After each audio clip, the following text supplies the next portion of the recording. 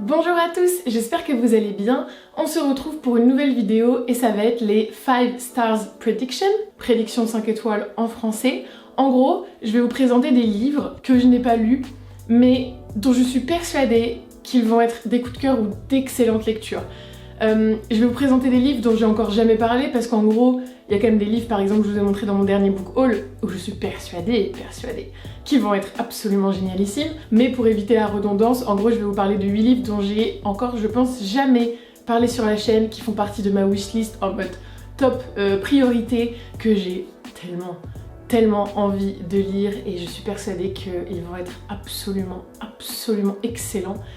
Et le but ensuite, c'est de vous faire évidemment une vidéo où je lis ces 5 Stars Prediction et où on voit si j'avais raison ou si je me suis totalement plantée dans mes prédictions.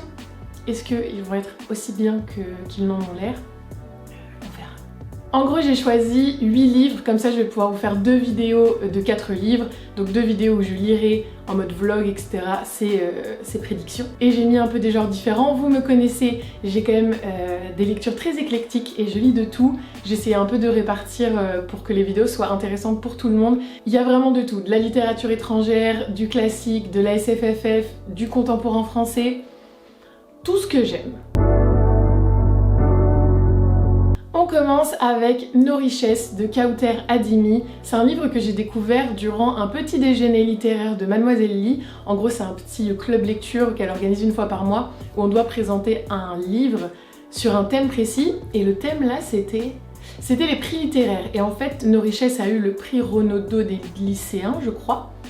Et c'est l'histoire en 2 temporalités d'un jeune homme qui ouvre une librairie à Alger en 1935 et qui a pour volonté de promouvoir des écrivains de la Méditerranée. Et en parallèle, on est en 2017, on découvre Riyad qui a 20 ans, qui s'en contrefou littéralement de la littérature, mais qui va devoir à un moment vider une librairie de tous ses anciens livres sur la surveillance d'un vieil homme qui a l'air d'y tenir comme la prunelle de ses yeux.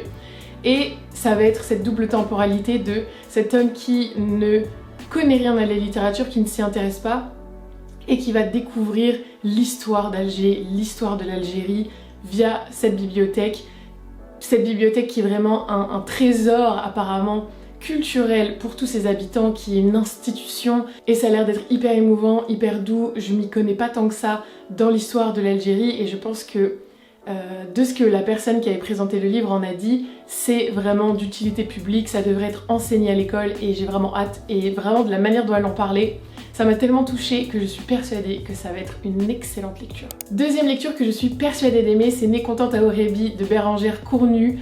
Alors, j'avais eu un coup de cœur pour son livre De Pierre et d'Os, vraiment j'ai adoré, je vous en parlais dans mon Media Book Tag. Et ce livre-là, c'est exactement le même principe, mais dans un autre environnement. On est avec une jeune amérindienne d'Amérique qui qui vit en Arizona. J'ai vécu un an en Arizona, donc en plus, ça me parle personnellement, le désert, etc. Je sais ce que c'est. J'ai vraiment beaucoup visité l'Arizona, la Californie, le Nevada, tous ces états désertiques des États-Unis.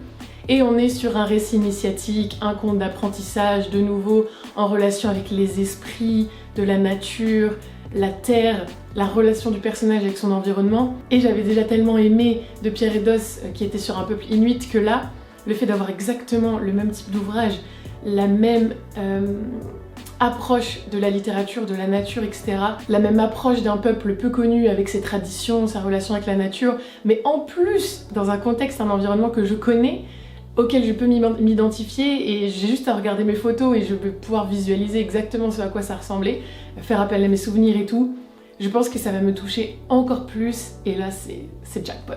Ensuite, je veux absolument lire America Noir de Omar El Akkad. C'est un roman de science-fiction dystopique mais qui est hyper actuel parce qu'en gros on est en 2074 et il y a une nouvelle guerre de sécession aux États-Unis. Alors je sais plus pourquoi exactement il y a la guerre, mais il me semble que c'est pour un contrôle d'énergie fossile, je me souviens plus, mais c'est quand même hyper actuel et il y a quelque chose de très contemporain. Et en gros, on va suivre Sarah, qui est une petite fille qui a genre 6 ans et son père va être tué, elle va être envoyée dans un camp de réfugiés et son innocence et son enfance heureuse au Mississippi va tout bonnement disparaître et elle va devenir une machine de guerre.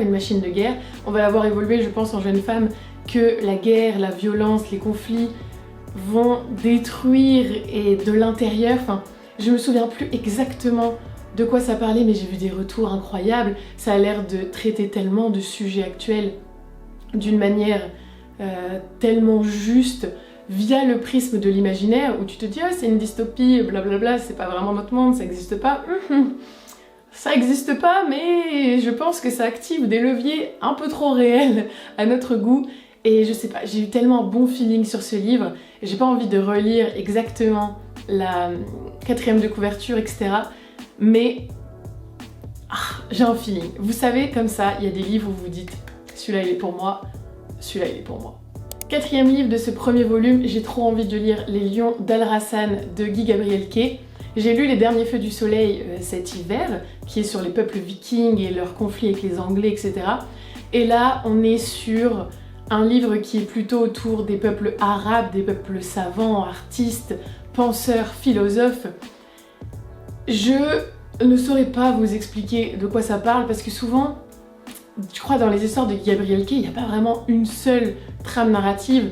On est sur l'assassinat d'un calife, ça va engendrer beaucoup de conflits au niveau des peuples intérieurs. On va suivre en même temps quelqu'un qui essaye de venger la mort de ce calife, des chefs de guerre qui essayent d'envahir le pays, et il y a d'autres personnages qui ont l'air absolument hyper intéressants qui interviennent. La 4e de couverture, j'avais noté, elle dit qu'il y aura la figure exceptionnelle de Jahan Bed Ishake, fille du peuple Kindat et brillant médecin. Pareil, ça m'a convaincue, et j'avais vraiment beaucoup aimé Les Derniers Feux du Soleil de Guy Gabriel Kay, et quand j'en parle, tout le monde, absolument tout le monde, me conseille Les Lions d'Al-Rassan, en suivant, comme quoi je pense que c'est un de ses meilleurs, ou en tout cas parmi ceux que les gens préfèrent. Donc j'ai vraiment hâte de lire un 2e livre de Guy Gabriel Kay. C'est de la fantaisie historique, plus du réalisme magique, enfin c'est très léger au niveau de la fantaisie qu'il y a, dans celui que j'avais lu en tout cas, c'était beaucoup dans les esprits de la forêt, etc. Et j'avais beaucoup aimé son récit, on suivait énormément de personnages qui étaient très bien construits, et j'aime beaucoup surtout quand les auteurs mettent des gens totalement lambda dans l'histoire qui vont, par des toutes petites actions parfois, engendrer des bouleversements immenses. Et j'adore, je trouve que c'est tellement intelligent, parce qu'évidemment, les héros ne peuvent pas tout contrôler, et parfois même ce qu'on fait, même quand on pense que ça a beaucoup d'importance, ça n'en a pas et ça ne change strictement rien. Et donc cette approche très réaliste est tournée autour de le manque d'efficacité de nos actions. Je pense que c'est quand même assez pertinent, parce que souvent dans les trucs de fantasy, on voit des personnages qui agissent et ça a toujours des conséquences et blablabla, et ce qu'ils font sert quand même souvent leur cause, alors que là, bah juste, t'agis, tu prends des risques, tu fais preuve de courage, et malheureusement ça ne sert à rien. Et moi je trouve ça incroyable comme idée. Et voilà, Les Lions d'Al-Rassan, peuple arabe, en plus je lis très peu de livres autour de ces cultures arabes, donc là cette partie historique autour de ces hommes savants, je sais pas, ça m'intrigue. Ça, c'est les 4 premiers volumes que je lirai dans ma première vidéo où je lis mes 5-star predictions, et maintenant, let's go pour le 2e volume. Alors, après avoir adoré, mais littéralement adoré, l'animé Les Contes de Terre et Mer, qui est sorti je crois en 2006, et que j'ai regardé un nombre incalculable de fois, vraiment j'adore cet animé, j'ai évidemment envie de lire Terre et Mer de Ursula Le Guin. Je n'ai jamais lu Ursula Le Guin, pourtant c'est une figure féministe absolument incroyable de la fantasy et de la science-fiction, je sais pas si elle fait les deux, mais de la SFFF. Et Terre et Mer, c'est en gros un monde où la magie est monnaie courante, il y a plein d'îles, et je crois que c'est des nouvelles, plein d'histoires qui se passent dans l'univers de Terre et Mer. J'aime tellement l'animé, j'aime tellement l'histoire, le monde, l'univers, que je suis persuadée d'adorer les Contes de Terre et Mer. Je crois que toutes les nouvelles ne font pas l'unanimité, mais moi je suis convaincue que je vais adorer. Ensuite on passe dans un univers totalement différent. J'ai trop envie de lire Marraine de Jean-Baptiste Andréa. J'avais adoré Des Diables et des Saints du même auteur. On est sur du contemporain français. Là c'est l'histoire d'un petit garçon qui vit en Provence en 1965. Ses parents ont une station-service. Elle marche pas de ouf. Il n'y a pas grand monde qui y passe. Et à un moment il se dit je vais prouver que je suis un homme, je vais aller faire la guerre. Il part sur un plateau provençal, j'en sais rien. Et il rencontre une petite fille. Et là, son monde se transforme. Parce que il va aimer cette petite fille, il va lui obéir, il va vraiment la placer au statut de reine dans sa vie. Et apparemment c'est une ode à la liberté, à la différence, à l'imagination. C'est plein de personnages cabossés qui vont, je pense, se tirer autant vers le haut que vers le bas. Je sais pas, ça a l'air tellement humain.